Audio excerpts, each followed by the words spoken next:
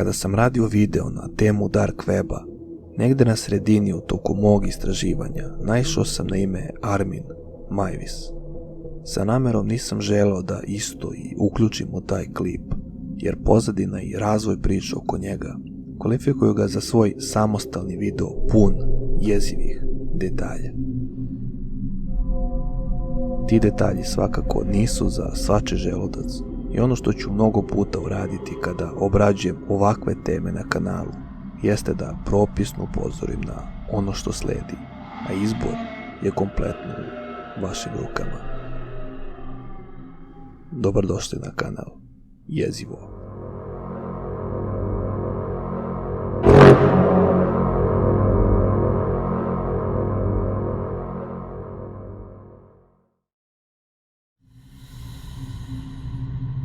Ustanovili smo da je internet jedno od najmračnijih mesta na svetu i zahvaljujući njemu ovaj za normalnu osobu užasan događaj uspio da bude realizovan. Pored toga što internetom lutaju svakake vrste ljudi, nije retkost da se na njemu nađu i oni sa teškim poremećima, kao što je bilo u slučaju Berna Brandesa, koji nije oklevu svojim namerama i do čije sadržine oglasa ćemo doći nešto kasnije. Da bismo razumjeli šta je uopšte dovelo do ovoga na prvo mesto, vratit ćemo se godinama unazad. Iako ovdje nije slučaj o serijskom ubici, reč je o jednako jezivom događaju za čiji razlog kao i kod većine utiču dešavanja iz detinjstva. Pričajući više puta o svom detinjstvu, opisivao ga je kao potpuno bezbrižno. Pravili su kućice na drvetu, vozili bicikle i radili sve što normalna deca u stvari i rade. Međutim, bezbrižna idila srušila se kada je njegov otac bez ikakvih naznaka otišao i ostavio same majku i njega. Od tog trenutka Armin se povukao i krenuo da komunicira sa izmišljenim prijateljima kako bi imao društvo. Ali to nije bilo dovoljno i želeo je da se još više zbliži sa tim izmišljenim prijateljima. Bukvalno je želeo da oni postanu deo njega. Od tog momenta u njemu je krenulo da se rađa smrtonosna obsesija i vodio se samo jednom mišlju. Ukoliko želi da ostvari takvu vrstu konekcije, morat će da pojede nekoga. Kako je stario, njegova obsesija je postajala sve jača i tek onog trenutka kada je njegova majka napustila svet, postala i potpuno moguća. U to vreme počeo je da posećuje kanibalističke forume i upoznaje ljude koji su također imali ova jeziva interesovanja. Nije prošlo mnogo i naišao je na oglas koji je postavio Bernd Brandes. Brandes je kao i Meiwes imao neke svoje okidače u detinjstvu, konkretno samo ubistvo majke kada je imao samo 5 godina. Njegov otac nije želeo da priča o tome, a kada mu je Bernd priznao da je homoseksualac, tog trenutka se njihov odnos kompletno i raspao. Tako da i u ovom slučaju imamo čoveka koji ima svoju dijagnozu i poremećaj. Kada smo ustanovili o kakvim se ličnostima zapravo i radi, sada dolazimo do pomenutog oglasa i izuzetno bolesnog twista koji se ne viđa ni u najgorim horror thrillerima. Brandes je u svom internet oglasu objavio da traži nekoga ko bi ga pojeo. Nakon što je dobio odgovor od Meiwesa, počeli su da razmenjuju poruke i marta 2001. godine odlučili su da se nađu. Upoznali su se na železničkoj stanici i potom se odvezli Meiwesovoj kući gdje su pre bilo kakvog akta diskutovali o tome kako će to tačno biti odrađeno. Prema rečima Meiwesa, njegov gost je bio lepe građe, baš onako kako ga je i očekivao, a Brandes je izjavio kako se nada da će biti ukusan. On je također zahtevao da sve bude zabeleženo na kameri. Dakle, postoji video traka u trajanju od 4 časa, čiji sadržaj policija opisuje kao nešto najšokantnije što su ikada vidjeli i morali su da je zapečate kako nikada ne bi bila puštena u javnost. Nakon napravljenog dogovora otišli su na sprat u ozloglašenu sobu koja je sada već poznata kao klanica. Brandes je popio 20-ak pilula za spavanje uz sirup protiv kašlja kako bi izazvao efekat sporog disanja i otupljenost. Prvobitni plan je bio toliko šokantan i uvrnut kao da je došao iz samog pakla. Brandes je hteo da zajedno sa Mavisom proba sopstveno meso.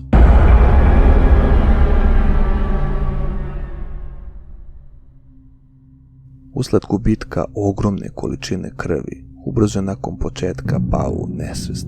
Međutim, ta rana nije bila dovoljna kako bi ga ubila i prema rečima Mavisa, nakon što se pomolio i Bogu i satani, uzeo je nož i okončao Brandesu život, koga je prethodno premestio u kadu. Okačio je telo u kuku, rastavio ga i deo ostavio za večeru, dok je ostatak spakovao u plastične kese koje je odložio u zamrzivač. Iste večeri konzumirao je meso uz čašu vina i nastavio sa istom radnjom u narednih 10 meseci. Prema podacima pojeo je i do 20 kg iz zamrzivača. Dok je to trajalo, krenuo je u potragu za novom žrtvom. Međutim, preterana aktivnost na forumima je na kraju, kako se ispostavlja, bila i fatalna greška. Napravio je nekoliko pogrešnih koraka i krenuo da komunicira sa pogrešnim ljudima. I ubrzo je jedan austrijski student postao jako sumnjiv te je alarmirao vlasti. Policija je počela da prati Mavisa i nakon 5 meseci izvršena je racija na njegov dom i otpočela je pretraga imovine. Ubrzo je lociran zamrzivač i nakon što su otkrivene veće količine mesa, ženska pripadnica policijskih snaga upitala je Mavisa koja vrsta mesa je zapravo u pitanju, na što je on odgovorio da se radi o sasvim normalnom životinjskom mesu. Međutim, svima, pa i njoj, je bilo potpuno jasno da to nije slučaj. Mavis je uhapšen, ali je procesuiranje kočila pravna dilema, jer u to vreme nije bilo zakona o kanibalizmu, a Brandes je bio dobrovoljna žrtva. Mavis je prvobitno osuđen za ubistvo bez predumišlje i dobio je samo 8,5 godina zatvora. Međutim, na ponovnom suđenju osuđen je na doživotnu robiju.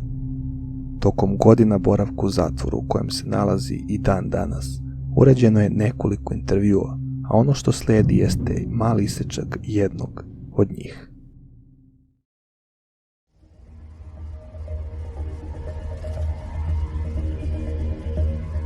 Das erste Mal, wo ich dann von ihm gegessen habe, das war ein Stück aus dem Rücken, was ich mir extra vorher zurechtgelegt hatte.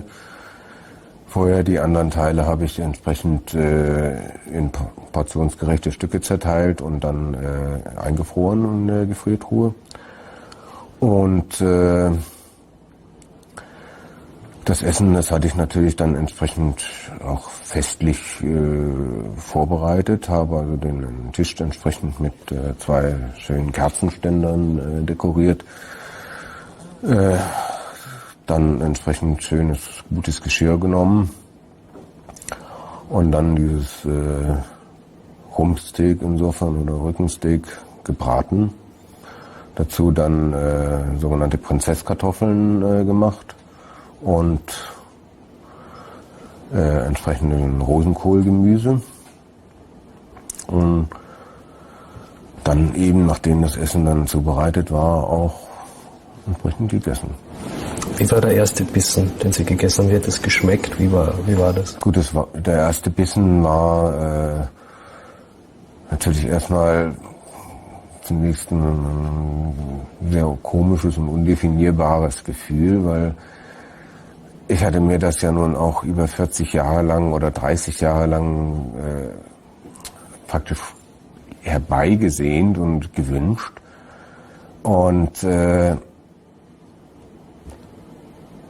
war also nun auch der Meinung, dass diese innere Verbindung dann jetzt durch dieses Fleisch perfekt wird.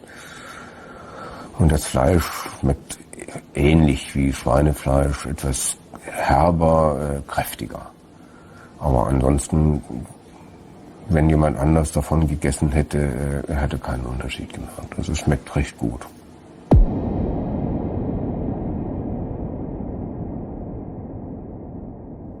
Armin Meiwes je u više navrata nakon što je zatvoren proteklih godina izjavljivao da je svestan svojih postupaka i da duboko žali za onim što je uradio.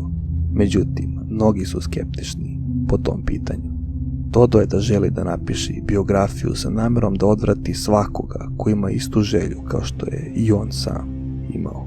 Rekao je: trebalo bi da dobiju adekvatno lečenje, a ne da krenu mojim putem i završe kao ja. Nema sumnje da se, pored svega u ovoj priči, većina nas slaže, bar što se ove izjave